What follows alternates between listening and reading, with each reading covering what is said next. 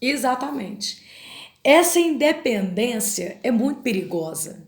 E eu poderia denominar esse caminhar independente, esse processo de independência, como sendo a jornada do caos. Entenda, em casos eventuais, temos a depressão de origem física e de origem espiritual.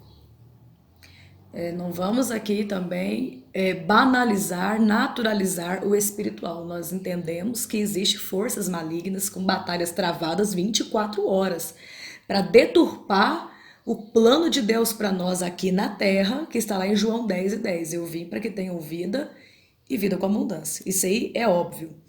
E temos também a depressão de origem física, é quando há uma disfunção hormonal, alguma alteração, e a pessoa vai lá, faz o tratamento, toma o remédio, trata como qualquer outra enfermidade e sara. Só que por que que as pessoas começaram a dizer que a depressão é o mal do século?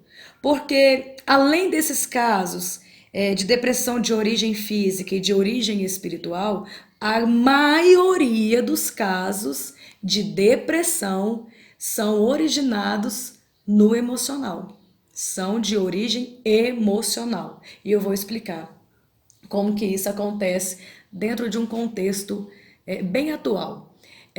O diabo, à medida que o tempo vai passando, ele vai se munindo de novas armas.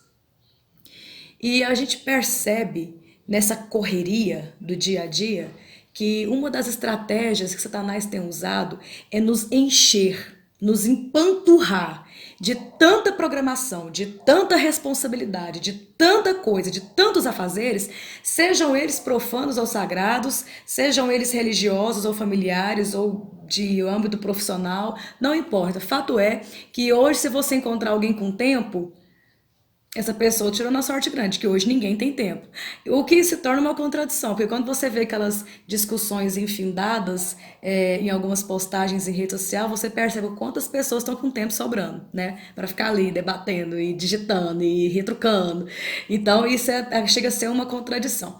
Mas é fato que é uma estratégia do inimigo nos encher de tantas coisas que a gente não tenha tempo para estar com o nosso Criador na viração do dia, como Adão fazia todos os dias. Ele tinha um tempo para estar com o Senhor. E isso, essa correria, essa falta de tempo, nos ocasiona, inclusive, a falta de paciência. Hoje você pode ver que um áudio de WhatsApp, um vídeo, não pode durar mais do que 3 minutos. Ninguém tem paciência para ver isso tudo, porque a gente está numa correria tão frenética que a gente já não sabe mais sentar, contemplar o pôr do sol, chupar uma laranja na porta da calçada com os filhos. Sabe aquelas coisas que você acha, nossa, poderia estar fazendo outra coisa? E nos tempos ociosos que temos, estamos lá, conectados. Então, desconectar do mundo para tirar um tempo com o céu, para tirar um tempo com Deus, é algo realmente muito raro. Então, a gente vai se habituando a essa rotina de não ter tempo mais com Deus. Eu vivi uma época da minha vida em que eu estava tão envolvida com o ministério. Tem que fazer o programa, é o chá, é o culto de mulheres, é criança, é jovem, é escola dominical, é limpeza da igreja, é pamonhada. Eu estava tão envolvida ministerialmente que eu percebi que o meu ministério estava me roubando de Deus. Porque eu tinha 100% do meu tempo dedicado ao ministério. Mas o tempo de qualidade, de oração, de leitura da palavra, tá ficando de lado. É claro que eu orava por pessoas. É claro que eu lia a Bíblia preparando sermões. Mas aquela hora de você ler e falar assim, caramba, como Deus falou comigo. Não assim, meu Deus, que texto forte. Vai ser uma pregação e tanto. Já tinha muito tempo que eu não passava. O que Deus fez? Deus me parou. Nos trouxe para um lugar, nos deixou humano para estar descansando e reclusos nele. Foi assim um tempo de muito crescimento. O meu casamento melhorou, minha família, meu Deus, a minha saúde física melhorou. Porque eu entendi que vida ministerial, apesar de caminhar junto com vida espiritual, não é a mesma coisa.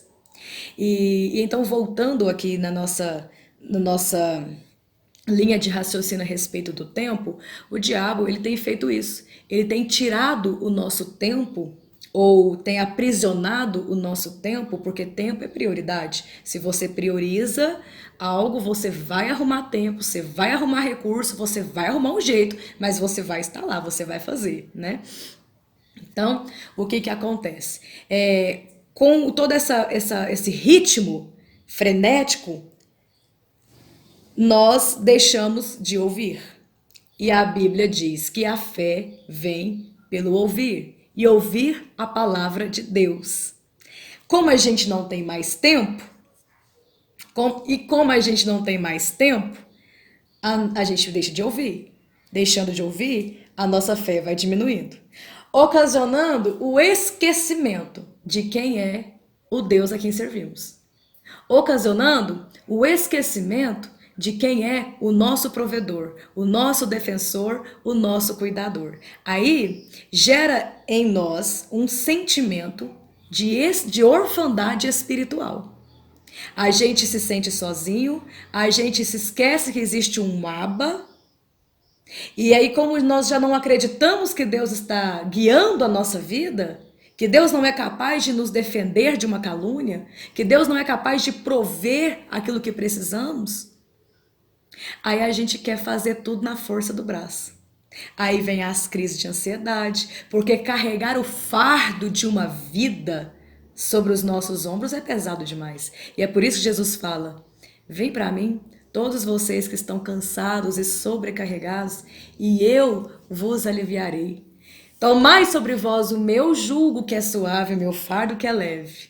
E aprendei de mim, que sou manso e humilde de coração, e encontrareis paz para as vossas almas. Olha que receita! Isso é a receita da felicidade, da longevidade, da centralidade, do equilíbrio. Então, esquecendo que existe um Deus por nós, nós começamos a querer agir segundo a nossa força, segundo a nossa conveniência, a nossa influência, segundo a nossa inteligência. Aí a gente não aguenta o fardo de viver, porque a gente quer colocar sobre nós um jugo que pertence ao Senhor, um peso que pertence ao Senhor, porque o trabalho pesado é do Senhor, o nosso é só confiar e descansar. E aí que vem as crises de ansiedade, vem a fadiga crônica, a exaustão emocional, a síndrome de burnout, na qual eu fui vítima também, trabalhando para o Senhor, fazendo coisas nobríssimas, coisas lindas, mas eu estava me matando. Aí a gente não vai para uma boca de fumo, puxar um beck lá, fumar um crack, mas a gente enche a cara de remédio para dormir, para acalmar, para rir, para chorar, para acordar. E aí a gente gera assim uma sociedade de hipocondríacos, né? De pessoas dependentes de medicamento para conseguir viver. Quando a proposta do Senhor é: eu vim para que tenham vida e vida com abundância. E aí essas crises de ansiedade, essas crises de estresse, porque aí o cortisol aumenta, a imunidade abaixa, a gente começa a adoecer o corpo, começa a adoecer a alma, e isso aí evolui para uma depressão. E no final de tudo, quando a gente procura o tratamento e o terapeuta dentro da sua área de competência vai tentar mapear, né, a origem daquele problema para poder dar um diagnóstico, um tratamento específico. Dentro da medicina tem que encontrar uma explicação. Mas para nós que entendemos e servimos a Deus, sabemos que o diagnóstico é muito simples. E tem até um nome técnico: apostasia, esfriamento da fé. Se a gente simplesmente tivesse mantido os nossos tempos de qualidade com o Senhor, buscando o reino de Deus e a sua justiça em primeiro lugar, todas as coisas automaticamente, milagrosamente, naturalmente seriam acrescentadas. E esse buscar o reino de Deus não estamos falando de ministério. Buscar reino de Deus é o caráter de Deus, os atributos de Deus, os frutos de Deus. Porque quanto mais próximo você está do Senhor, mais parecido com Ele você fica. Mais os frutos do Espírito você evidencia. Menos obras da carne você evidencia também. Bom, e então a gente tem essa geração de pessoas desequilibradas, pessoas dopadas, dependentes, né? De remédios. Essa é a verdade. Se você não depende de Deus, você vai depender do remédio, você vai depender do terapeuta, você vai depender do advogado, de alguma coisa você vai depender. Porque o Senhor não nos criou para ser independentes. Ele nos criou à sua imagem e semelhança e para dependermos dele. Até porque quando ele sopra sobre o homem e ele se torna alma vivente, é quando ele soprou da sua própria narina, do seu próprio ar, da sua própria vida. E quando nós somos desconectados do Senhor, a gente morre. É igual quando você tira uma planta da terra. Você desconectou a planta da terra, ela vai morrer, porque ela está fora do seu local de origem.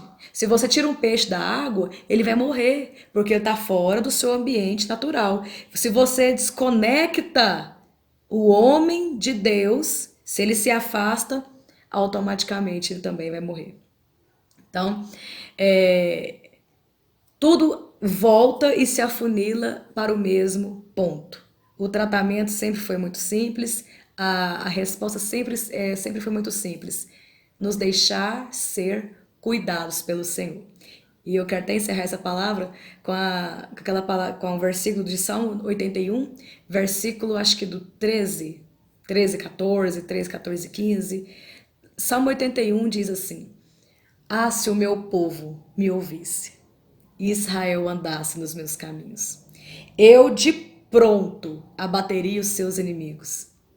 Aí ele começa a dizer, né, sobre as bem-aventuranças e fala: eu lhe daria a saciar, eu faria saciar com mel e com trigo mais fino.